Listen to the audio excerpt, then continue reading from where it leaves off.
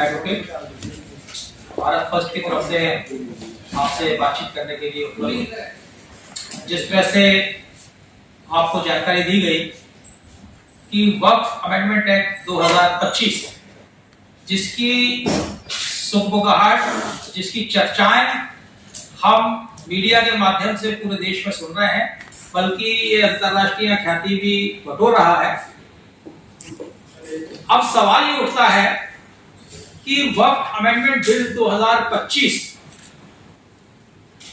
इस मौके पर क्यों लाया गया? क्या उसकी जरूरत थी? क्या ये लाना जरूरी था? कई सारे सवाल आपके सामने हैं और गाहे बगाहे एक जो सबसे बड़ा मिथ्य चल रहा है मीडिया के सामने और समाज के सामने, जो कुछ लोग फैला रहे हैं कि वक्फ अमेंडमेंट बिल मुस्लिम समाज की मस्जिदों को छीन लेगा, कब्रिस्तानों को छीन लेगा या वक्फ जायदादों को छीन लेगा, इस तरह के नैरेटिव्स भी सेट किए जा रहे हैं। तो इसी बात को हम सच्चे रूप में आप लोगों के सामने प्रस्तुत करने के लिए, देश के सामने प्रस्तुत करने के लिए उपस्थित हैं, क्योंकि हम लोग मूलतः भारत फर्स्ट की तरफ से वो इंटेलेक्चुअल समूह है जो कि देश के तमाम समसामयिक विषयों पर अध्ययन करता है, शोध करता है, उसको पढ़ता है, लिखता है, मनन करता है, चिंतन करता है और अंततोगत्वा उसको एक्शन भी लेता है और देश के सामने भी रखता है। आज हम वक्फ अमेंडमेंट बिल की बात करते हैं तो देखिए, वक्फ अमेंडमेंट पहले हम वक्फ की बात कर लेंगे छोटी सी।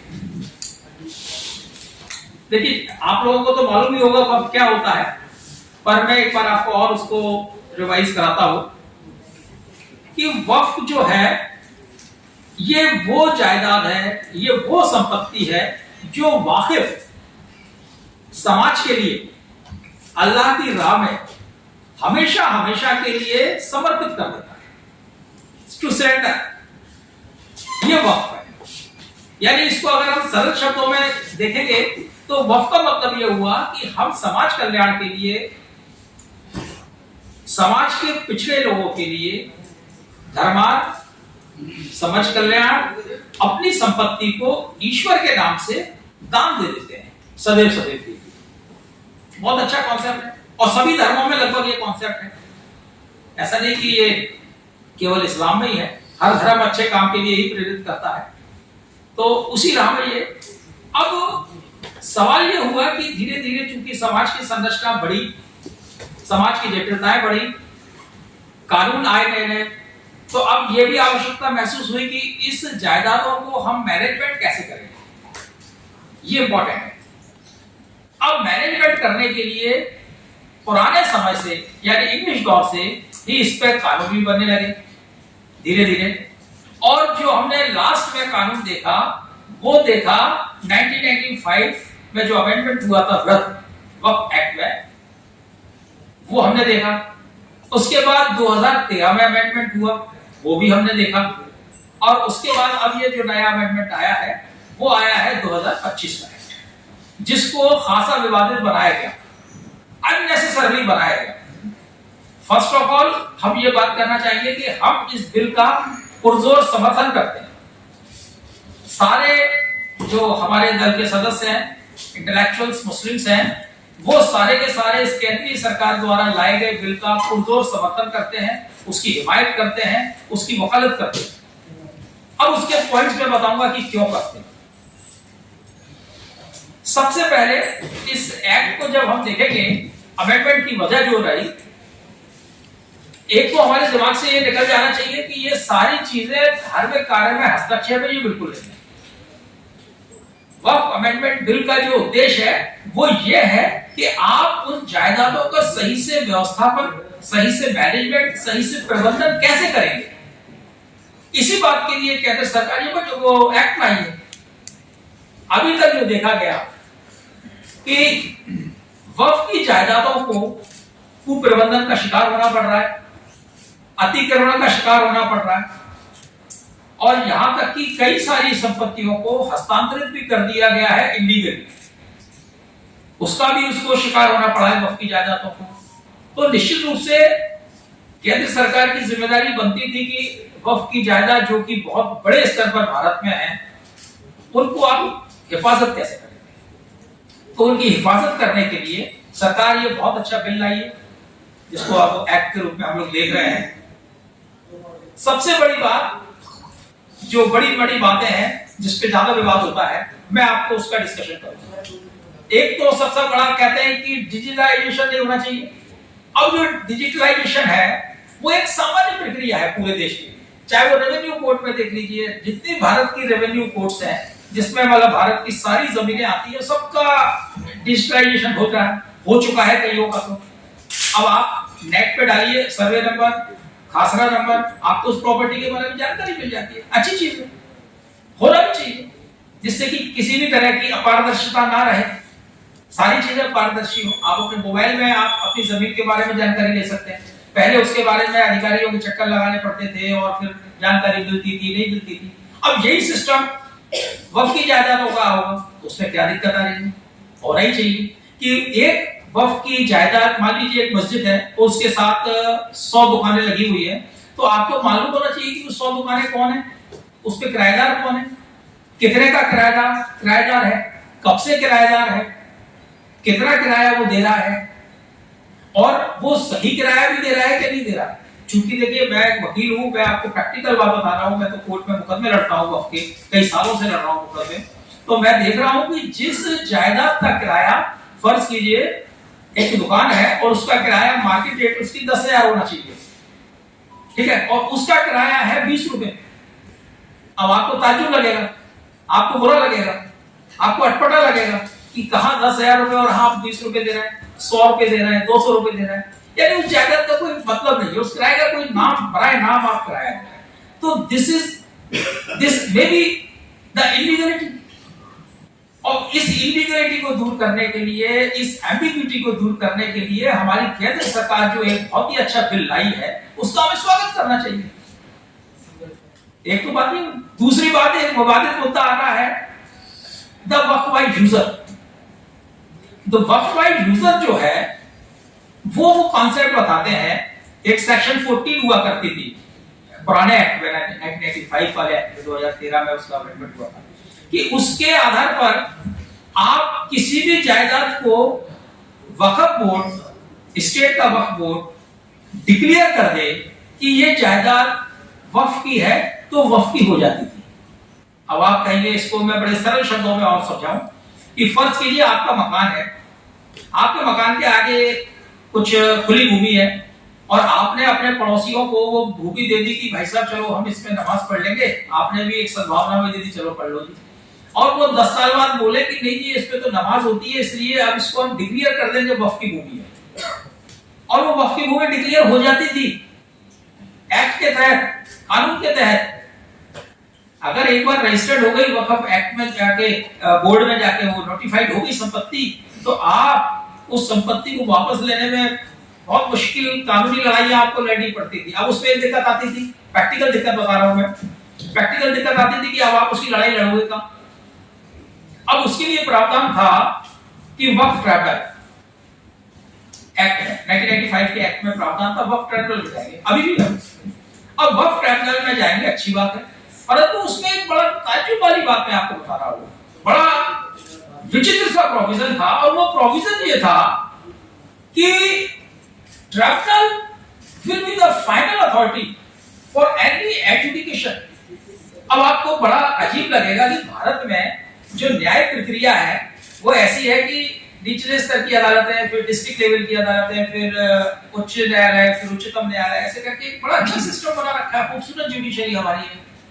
अब आपको अगर नीचे से न्याय नहीं मिला या आपको लगता है कि हमारे साथ अन्याय हुआ, तो आपको ऊपर की व्यवस्था दी गई, अपील करिए, अपील में जाइए, उसके बाद फिर अपील करिए, मतलब मानिए सुप्रीम कोर्ट तक आपको जाने के रास्ते होते हैं पक्षकार को। आप अपनी पूरी ढंग से तसल्ली कर लीजिए, 3-4 स्टेज में ऐसी व्यवस्था है। परंतु वक्फ में केवल ट्राइब्यूनल, वक्फ ट्राइब्यूनल फाइनल अथॉरिटी होता, तो ये बड़ी अजीब सी बात लगी। दूसरा, उसकी जो अधिकारिता थी प्रकरण सुनने की, वो केवल सिविल न्यायालय को थी नहीं, वो वक्फ ट्राइब्यूनल को थी।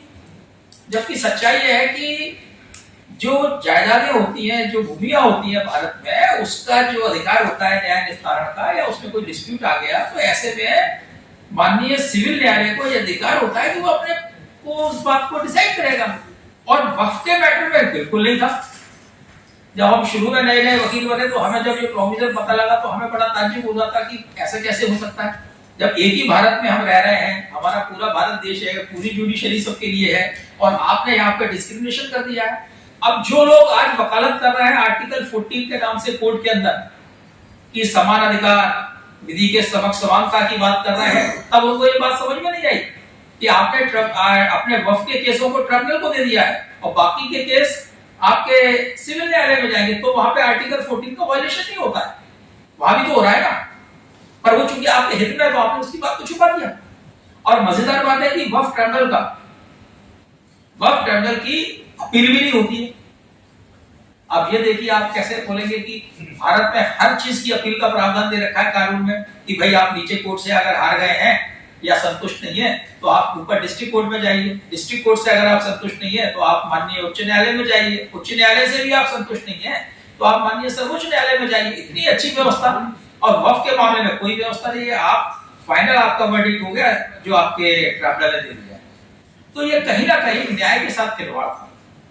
तो यहाँ पे ये व्यवस्था की गई एक्ट में कि भाई हम इसको जुडिशरी में भी डालेंगे। इसके बाद एक विवाद का प्रश्न आएगा, मैं आपको वही बात बताऊंगा जिसपे ज्यादा विवाद है, क्योंकि एक्ट में परिवर्तन तो बहुत सारे हुए हैं, 48, 45 है, तो वो तो अपन सारा डिस्कस नहीं कर सकते एक ही दिन में, परंतु केवल वो होते हैं। एक तीसरा है कि non Muslim members in the board of Waqf. अब लोग इसमें बोलते हैं कि वक्फ बोर्ड में नॉन मुस्लिम मेंबर्स को आप क्यों रख रहे हैं? तो हमारा तर्क है, बड़ा सिंपल सा तर्क है, लॉजिकल तर्क है। हम लॉजिकल बात करते हैं। आप ये बताइए कि वक्फ बोर्ड, उसको बड़ा बारीकी से समझना पड़ेगा सर आपको। एक तो होती है धार्मिक कार्य और एक होते हैं मैनेजमेंट के कार्य, दो अलग अलग चीजें, समझिए।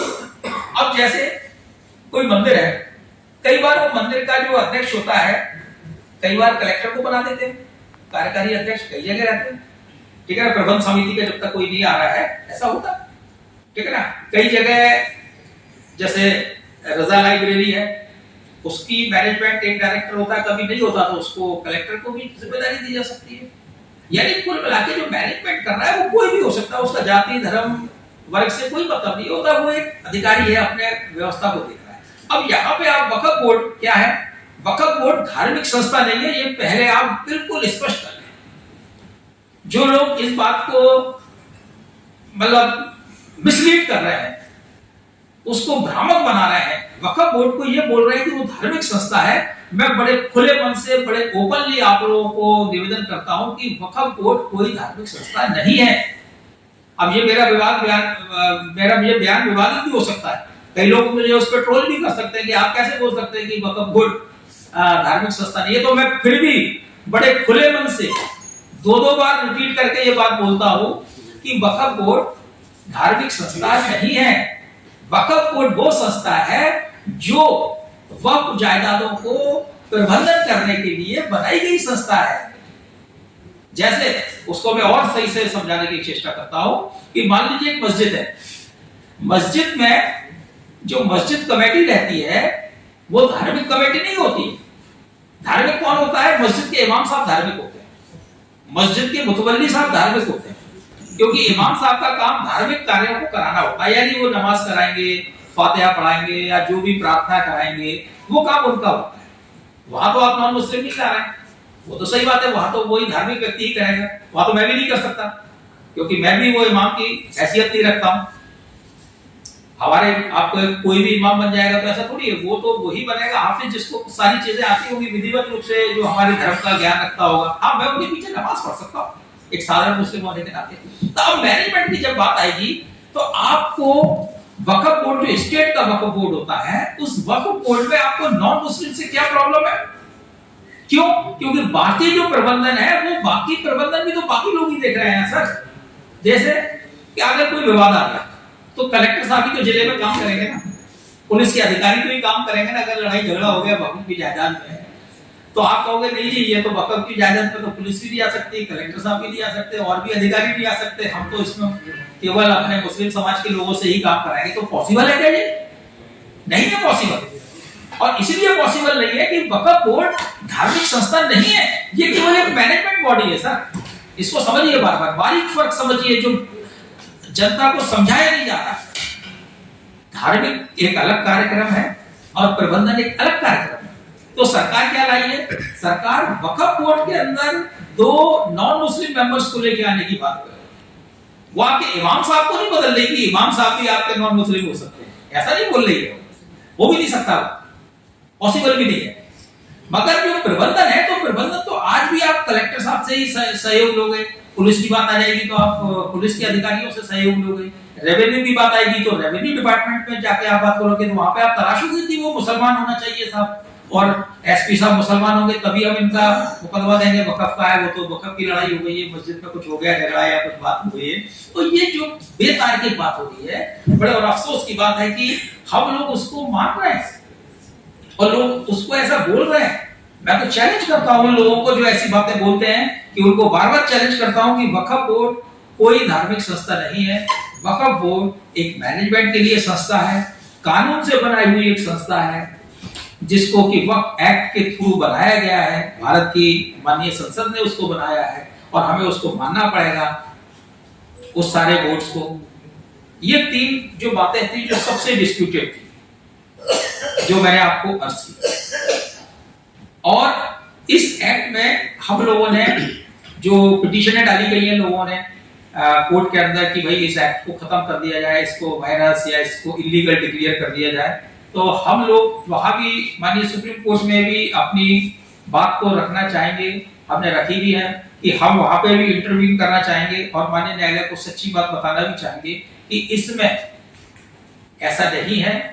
ये एक्ट जो बना है वो मुस्लिमों के हित में बना है। मुस्लिमों की जो जायदाद बर्बाद हो रही थी, आज करोड़ों करोड़ों अरबों अरबों रुपए की जायदाद है जो बर्बाद हो रही थी, उसको रोकने के लिए ये एक्ट लाया गया है।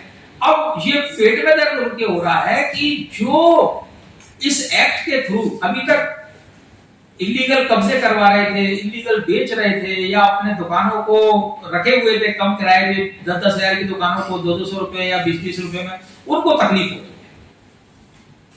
और मैं कई बार सवाल उनसे भी पूछता हूं कि भाई इसमें मुझे लॉजिकली बताओ कि इसमें क्या गलत है, और अल्हम्दुलिल्लाह मुझे आज तक कोई ऐसा शख्स नहीं मिला है कि जो मुझे लॉजिकली बताए कि सर इस एक्ट में ये कमी है। क्योंकि कमी कुछ है, ये कमी हमारे दिमाग की है। उनकी दाल रोटी पे बात आ जाएगी, उनकी जायदादें चली जाएंगी है उस पे। तो उन सारी चीजों को रोकने के लिए ये एक्ट हमने बनाया गया है भारत की सरकार का, और हम उसका बिल्कुल खुले मन से समर्थन करते हैं और कोर्ट में भी समर्थन करते हैं इंशाल्लाह। मैं क्वेश्चन का जवाब दूंगा सर के बाद। I will take a open session sir के बाद। तो जनाब अब आप देखिए कि यदि हम वक्फ की बात करते हैं तो मुझे नहीं पता कि पूरे देश में वक्फ की जमीनें कहाँ हैं। अल्लाह के नाम पर दिए हुए दान पर आप बताएं कि कहाँ कहाँ वक्फ की चैरिटी हॉस्पिटल चल रहे हैं, कहाँ चैरिटी के नाम पर विश्वविद्यालय स्कूल चल रहे हैं वक्फ की जमीन पर, और कहाँ पर चैरिटी के नाम पे स्किल्स की लेकर कोई कोर्सेज चल रहे हैं। आप खुद से जो है देखें। तो मैं आगे निवेदन करूंगा जनाब इमरान चौधरी साहब से, जो कि हमारे नेशनल एडवाइजर हैं भारत ट्रस्ट के, आप भी अपने ख्यालात रखें। राली सदरी बयसरली अमरी वहलुदतन मिन लिसानी यफक़हू क़ौली रब्बी बिस्मिल्लाहिर्रहमानिर्रहीम सल्ली अला रसूलिल करीम। साथियों, आज जो ये सब्जेक्ट चल रहा है आजकल हिंदुस्तान में, खास करके वक्फ को लेकर के, और मुसलमानों को बहुत ज़्यादा सरकार के खिलाफ उकसाने वाला काम तो पिछले 10 साल से चल रहा है। इस वक्त बहुत सरगर्मी के साथ ये काम चल रहा है। वक्फ के अंदर जो एक सामाजिक कार्यकर्ता की हैसियत से मेरी जिम्मेदारी बनती थी, मैंने पिछले 10 सालों में जितना उनके करप्शन पर देखा, तो वक्फ जो वाकिफ की मंशा के अनुसार जो उस पर काम होना चाहिए था हिंदुस्तान में सभी बोर्डों के अंदर मुझे नहीं पता कि कौन से बोर्ड ने वाकिफ की मंशा के मुताबिक उस पर काम किया। सब लोगों ने जो भी आकर के बैठे, उन्होंने उस सीट पर बैठ करके सिर्फ वक्फ के अंदर खुर्द करी है और करप्शन किया है। उसमें चाहे वक्फ बोर्ड के चेयरमैन आए हो, चाहे वहाँ पर जो सरकारी नुमाइंदे और वहाँ के जो मुलाजमीन हैं वो भी सब उसमें बराबर के शरीक हैं। देखिए, वक्फ की जायदादों को जो भी वक्फ अपना करके जाता है, उसकी पहली मंशा ये होती है कि इस वक्फ की जायदाद से जो भी आमदनी हो उसको यतीमों पे, मिस्कीनों पे, बेवाओं पे, तालिब इल्मों पे इसकी आमदनी को खर्च किया जाए, ताकि आने वाला समाज हमारा मांगने पर मजबूर ना हो।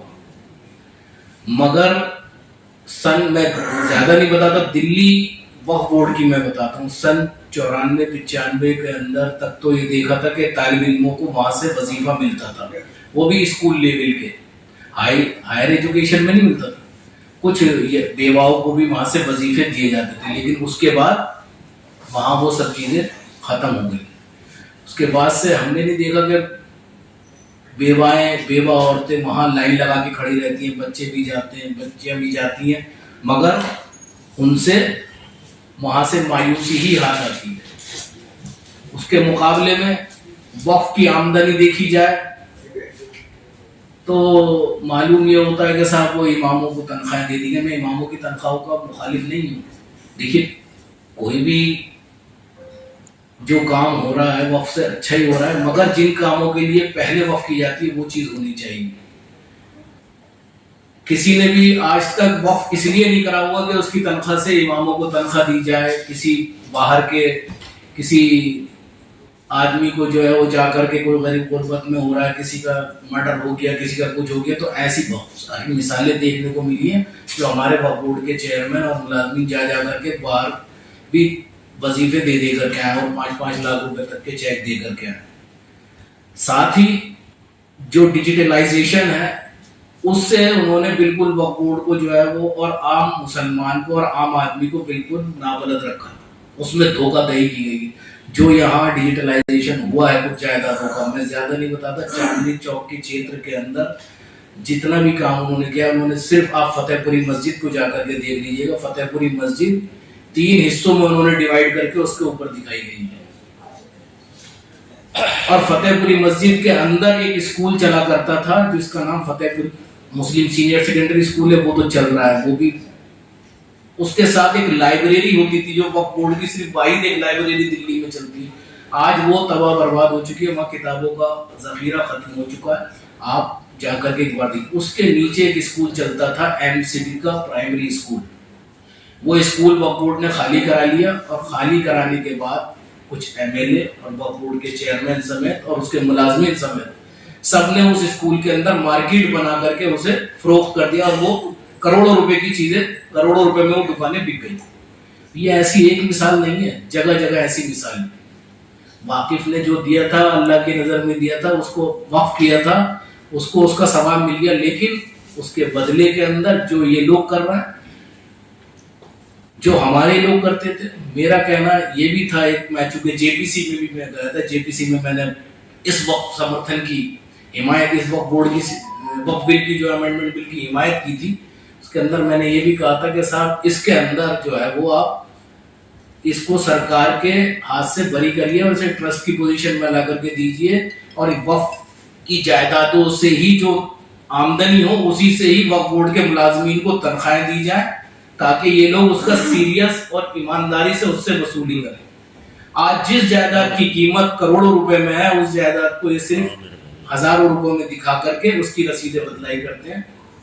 6-6 महीने से उन लोगों को कहते हैं, रोते हुए ये मिलेंगे कि हमें 6 महीने से तनख्वाह नहीं मिली, लेकिन लाखों के और करोड़ों के फ्लैट खरीद के सिर्फ उसके एलडीसी यूडीसी लेवल के कार्यक्रम का जो उनके मुलाजमीन है वो ऐसे ऐसे मकान खरीद रहे हैं। कहाँ से खरीद रहे हैं?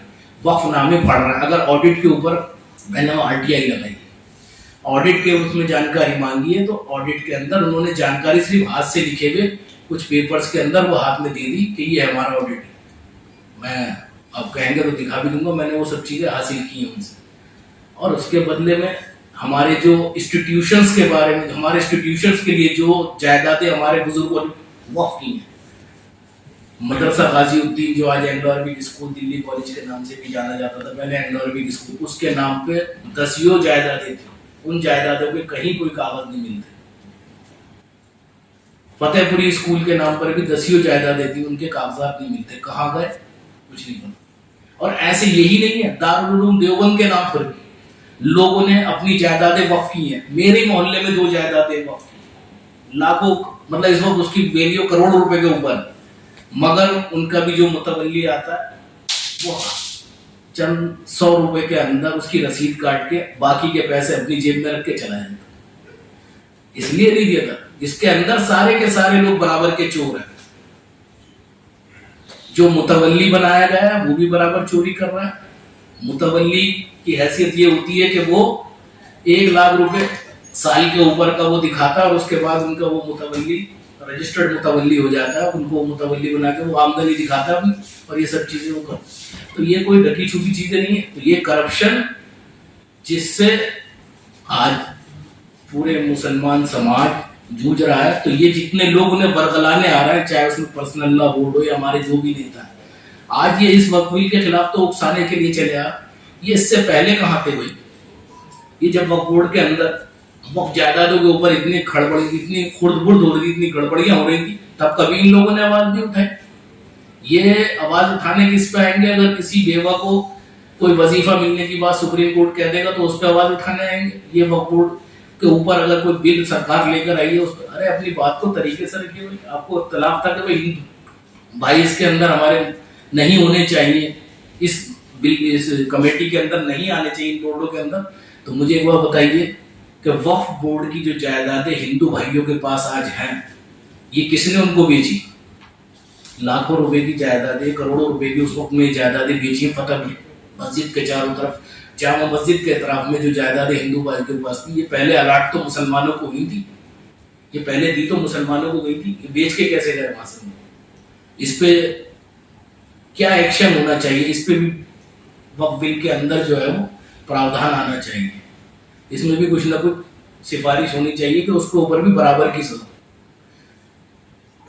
भोगल की एक मस्जिद का वाकया, जो मैंने भोगल की एक जायदाद का वाकया बता दूं, ये सन 97-98 की बात है।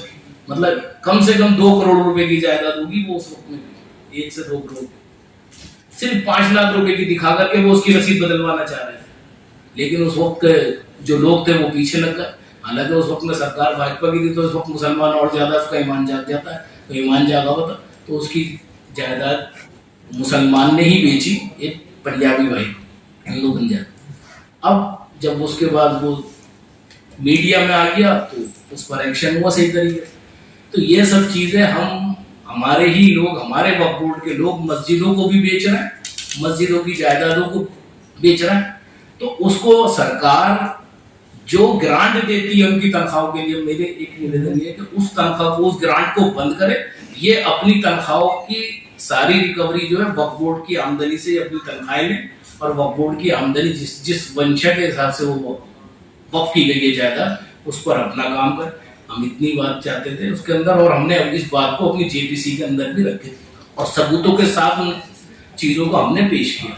हमारी एक बहन यहाँ आई हुई है, सफीना, डॉक्टर सफीना जी, वो भी इसमें थी, आने में देर हो गई, कोई बात नहीं, अभी आ गई। उन्होंने भी अपनी बात अपनी और महिलाओं के हिसाब से रखनी थी। अभी चूंकि वक्त ज्यादा हो रहा है तो मैं शिराज जी से निवेदन करूँगा।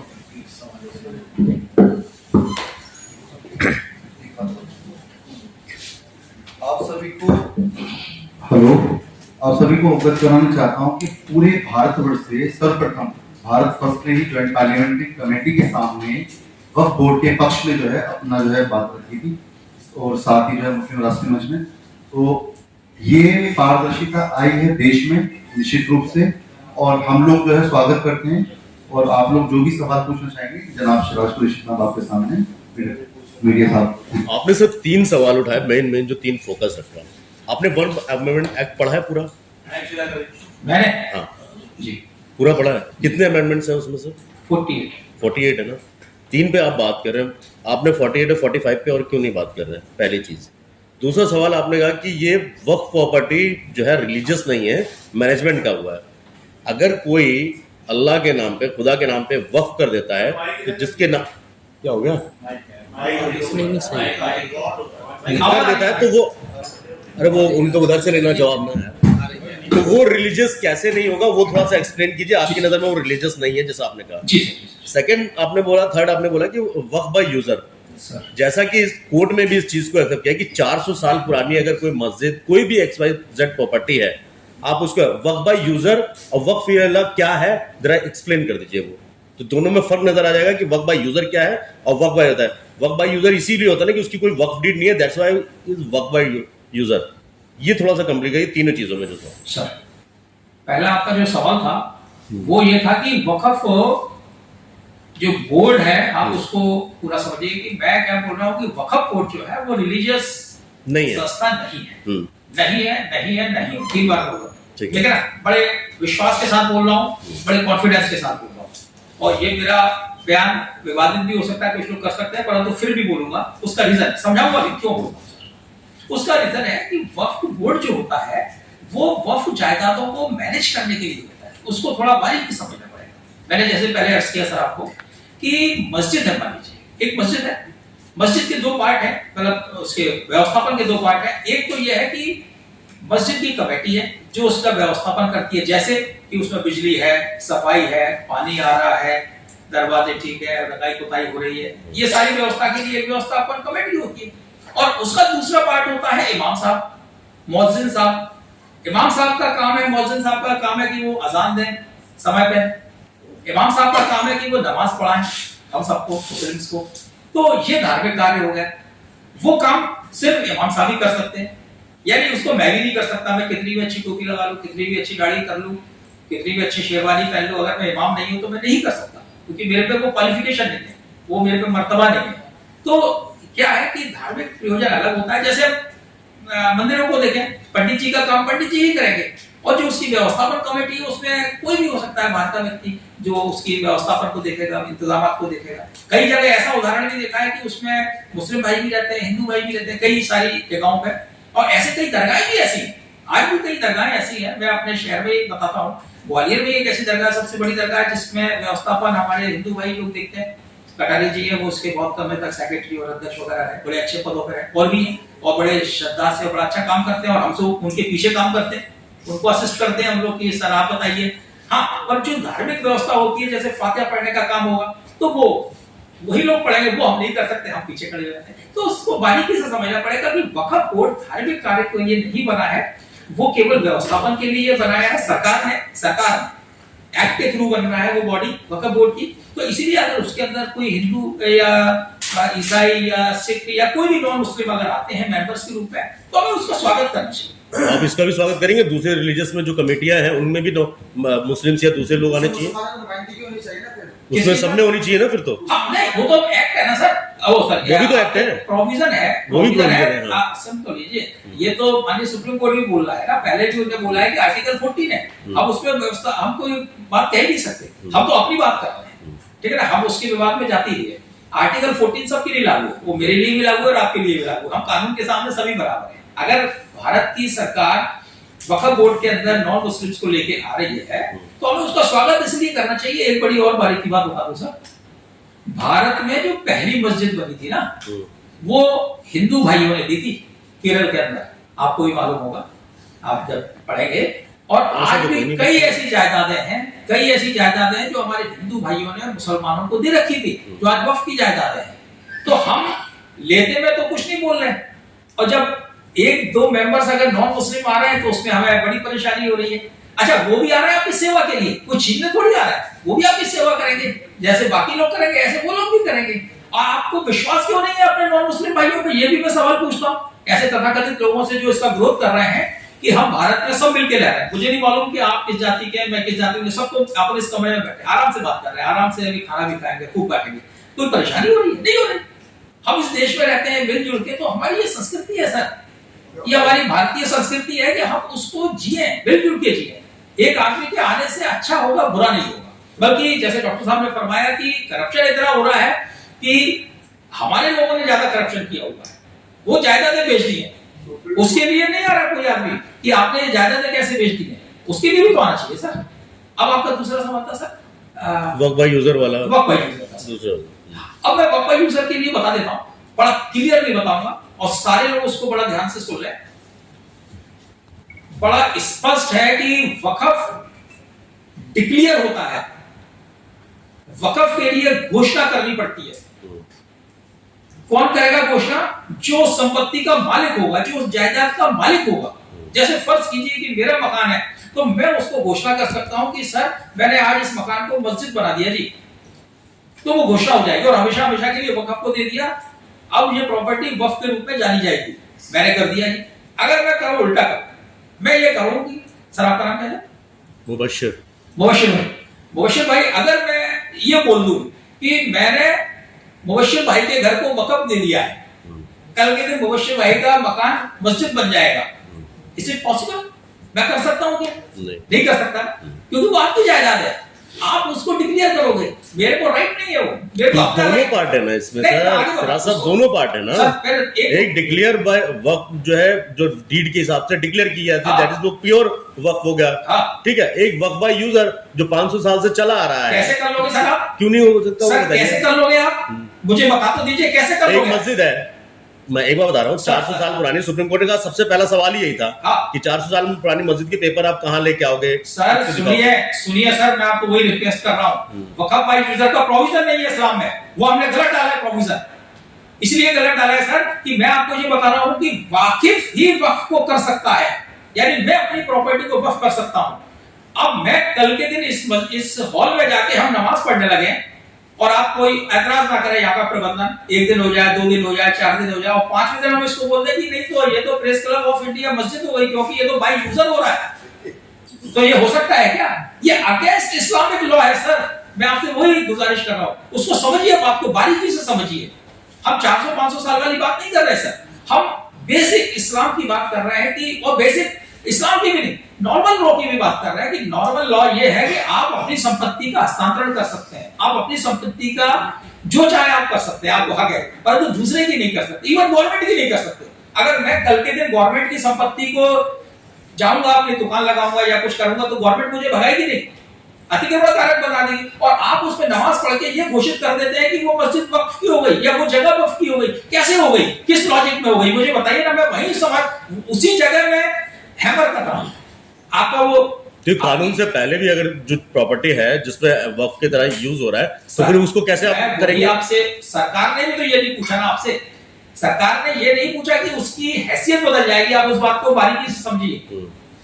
सरकार ये नहीं बोल रही कि हम मस्जिदें तोड़ देंगे, यही तो बात आ रही है, उसको समझिए। बयानों में हमारे बड़े, बट उसको रजिस्टर तो कराना पड़ेगा ना नए कानून के हिसाब से, तो क्या दिक्कत है? कैसे हो जाएगी रजिस्टर? आप बताइए, वक्फ डीड नहीं होगी तो। मैं वही आपसे निवेदन कर रहा हूं कि अगर वक्फ बाय यूजर अगर कुछ हो सकता है तो वो सबसे बड़ी इलीगलिटी है, जो मैं आपको बताना चाहता हूं। वक्फ हमेशा वाकिफ डिक्लेयर करता है, वाकिफ के अलावा किसी की हैसियत नहीं है कि वो उसको डिक्लेयर कर दे। ये बड़ा स्पष्ट हुआ, इसको आपको समझना पड़ेगा और मानना भी पड़ेगा, और हमें भी मानना पड़ेगा।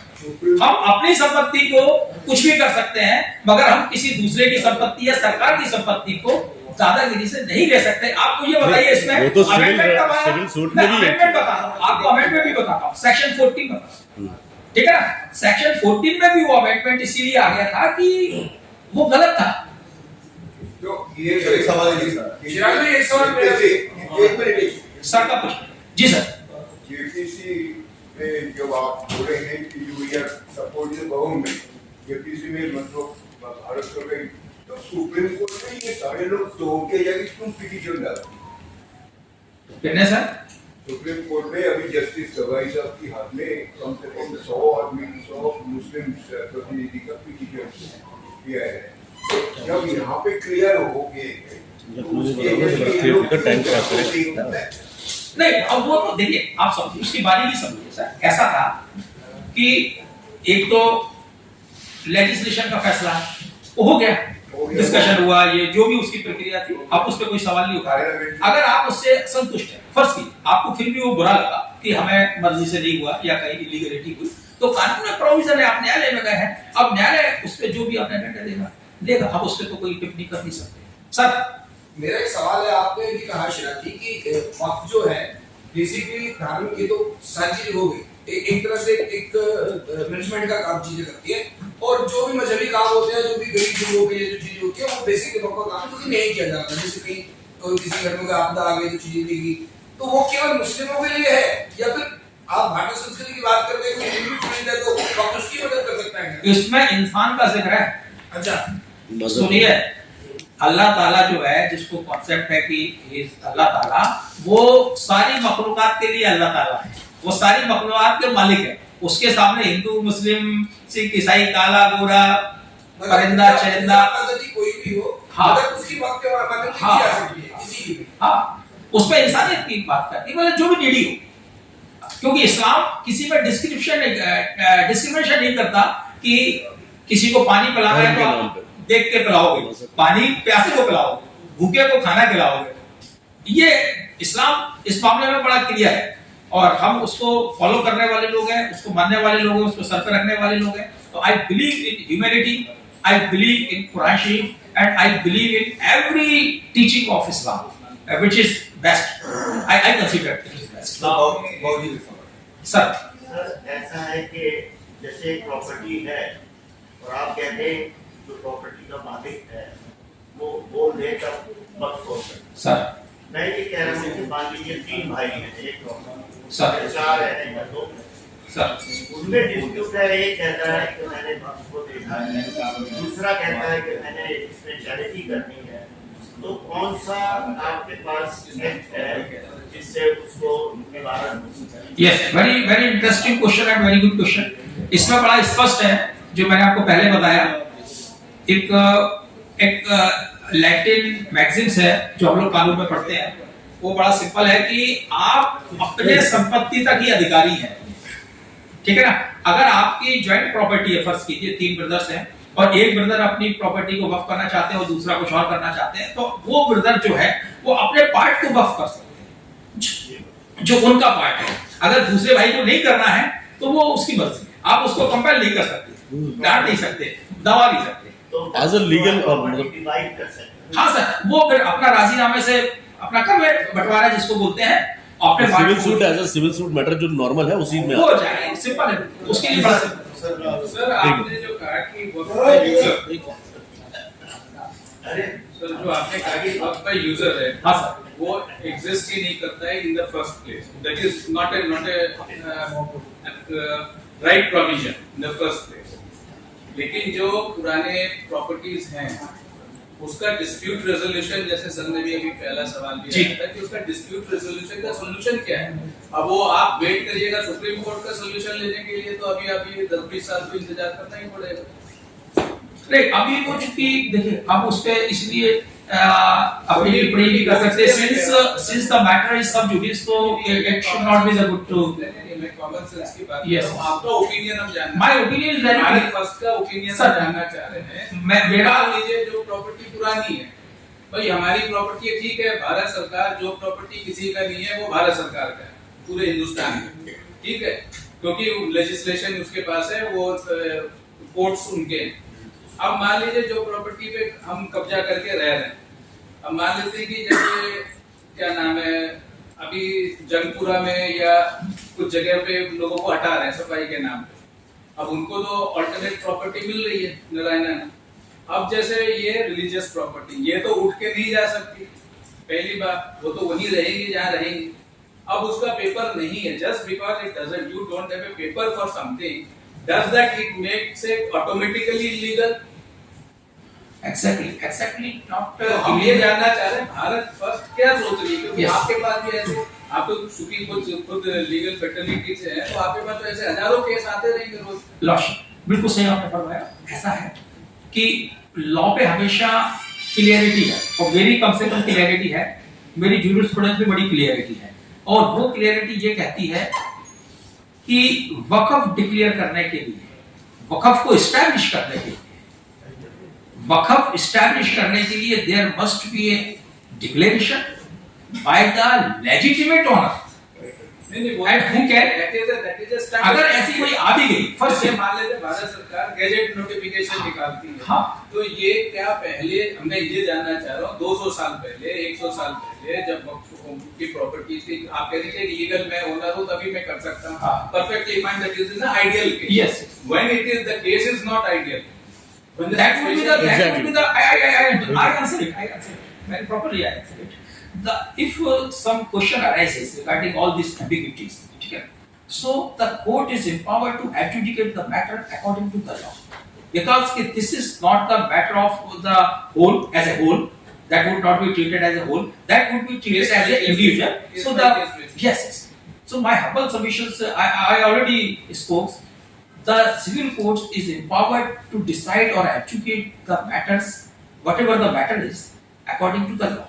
Then up to the Supreme Court, there should be a provision of appeal. So you may go to So you are curtailing the ownership, or you are curtailing the power of waqf. not exactly. We first we are firm.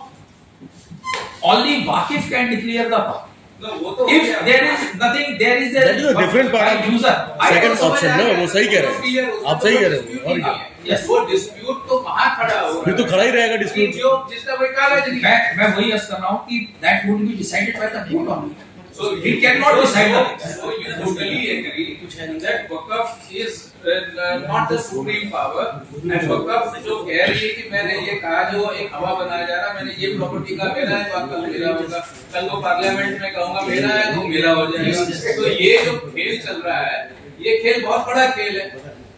और ये जो आप कह रहे हैं वो तो आप कह रहे हैं कि जिसमें पेपर है उसमें तो कोई डिस्प्यूट है ही नहीं, क्योंकि मैं ओनर हूँ, जैसे भाई साहब ने कहा कि भाई 3 भाई हैं, एक ने कहा जी मैं करूंगा, तो जब वो ओनर बनेगा, अब जॉइंट प्रॉपर्टी जब तक वो ओनर बनेगा नहीं तब तक वो जॉइंट प्रॉपर्टी में कर ही नहीं सकता। अगर ऐसे डिस्प्यूट्स आएंगे ना सर, उसको एडजुडिकेट कौन करेगा? उसको वक्फ ट्रिब्यूनल करेगा या वक्फ की सिविल कोर्ट करेगा या सिविल न्यायालय करेगा? जिसकी भी अधिकारिता होगी वो उसको डिसाइड करेगा। वर्क ट्राइब्यूनल की एम्बिग्विटी है, या फिर वर्क ट्राइब्यूनल के पहले रूल्स और रेगुलेशन डिसाइड हो तो बनेगा ना, अभी इसमें तो रूल्स बनते हैं ना, अभी भी बनेंगे, अभी बने कहाँ है रूल्स?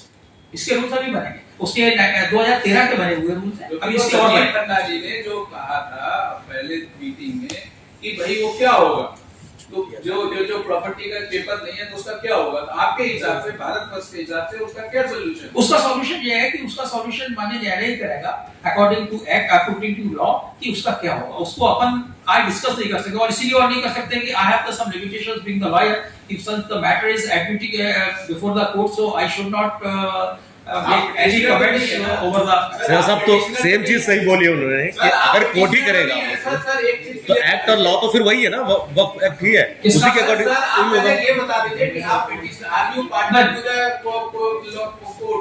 ना तो आप नहीं है उसमें, तो आपका ओपिनियन तो आप अपनी ओपिनियन तो दे सकते हैं, इतना बड़ा आप बैनर है सर। नहीं तो मैंने बोला ना, पहले ही मैं बोल चुका हूँ आपको, शायद 3 बार बोला मैंने, आप किस तरीके से समझेंगे मैं समझ नहीं पा रहा, कि जो भी एडजुडिकेशन अगर डिस्प्यूटेड चीज का था वो ना इस एक्ट से होगा ना होगा, वो इंडिविजुअल कोर्ट डिसाइड करेगा अगर कोई डिस्प्यूट होगा, मेरा वो लिखता है। ठीक है। Thank you very much sir. मैं आपसे मैं सबको मेरा नाम डॉक्टर सफ़ीना है और मैं वक्फ बोर्ड बिल के समर्थन में हूँ, और ख़ासकर मैं महिलाओं के हवाले से मतलब ये जो बिल है ये बहुत ही अच्छा है और हमें खुले दिल से खैर मकदम करना चाहिए। हमेशा ही महिलाओं को हाशिए पर रख दिया जाता है, लेकिन ये बड़ी अच्छी बात है कि यहाँ पर अब महिलाएं जो हैं वो मेंबर होंगी। अक्सर लोगों का ये भी ख्याल है कि पहले भी होती थी, लेकिन पहले होती थी और होना ही है, दोनों बातों में फ़र्क है। पहले हो भी सकती थी और नहीं भी हो सकती थी। मैंने यही बात रखी कि महिलाओं का होना वहाँ लाजमी होना चाहिए, क्योंकि देखिए वक्फ बोर्ड जो है अल्लाह के लिए वो प्रॉपर्टी जो है वक्फ कर दी जाती है, और ख़ासकर हमारा टारगेट क्या होता है कि जो यतीम है, मिस्कीन है, बेवाएँ हैं, उनको उनका हक़ मिलना चाहिए। लेकिन अगर वहाँ कोई महिला ही नहीं होगी तो उसे कैसे पता लगेगा कि औरतों को उनका हक़ मिल रहा है या नहीं मिल रहा है। जैसे वक्फ बोर्ड के तहत जो भी अनाथ आश्रम चलाए जा रहे हैं, वहाँ पर लड़कियाँ जैसे बच्चियों का घर है, अब वहाँ पर उनको जो बिल्कुल बुनियादी ज़रूरत ज़रूरतें हैं, सैनिटरी पैड्स वगैरह, वो उनको नहीं मिल रहा है, छोटी चीज़ें उनको नहीं मिल रही हैं। अगर कोई महिला वहाँ होगी तो कम से कम ये बताया जा सकता है कहीं उनका शोषण तो नहीं हो रहा है, उनके साथ कितना अच्छा हो रहा है, उनको चीज़ें मिल रही हैं या नहीं मिल रही हैं। और ख़ासकर जो वजीफ़े हैं जो बेवाओं के लिए होते थे, देखिए हम कोई ज़कात खैरात करते हैं तो उन औरतों को, उन लोगों के लिए करते हैं, बच्चों के लिए, यतीमों के लिए, कि उनको उनका हक़ मिल जाए, वो रोटी खा ले। इमामों के लिए हम ज़कात खैरात नहीं कर रहे हैं, तो महिलाओं को उनका हक़, बच्चियों को उनका हक़ मिल रहा है या नहीं मिल रहा है। तो मैं समझती हूँ महिलाओं को रहना वहाँ पर बहुत ज़्यादा ज़रूरी है और एक तरह से शफाफियत वहाँ पर आएगी। देखिए मोदी जी ने पहले भी 3 तलाक़ के हवाले से महिलाओं को बड़ी अहमियत दी है, यहाँ पर वक्फ बोर्ड में हमको अहमियत दी जा रही है, तो मैं आइंदा उम्मीद करती हूँ कि और जगह भी महिलाओं को बड़ी अहमियत दी जाएगी।